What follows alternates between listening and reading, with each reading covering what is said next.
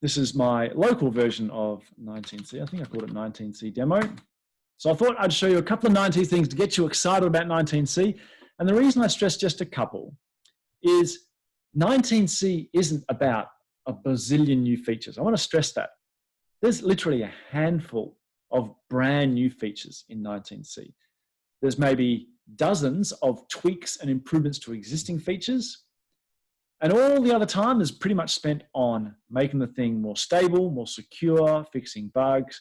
This is why 19C I'm super pumped on, because the focus inside Oracle has been on, let's make this rock solid in terms of security, stability, bugs, etc. Let's make it rock solid in terms of completing existing functionality. And here's a first example of that. We've all seen the LISTAGG function. Looks great, okay, looks LISTAGG. But what if there's duplicates?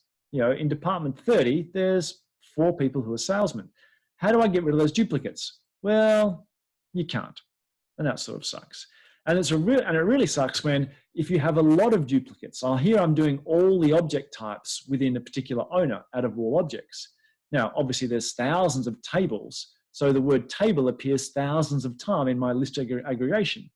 Well, I blow up the number of results.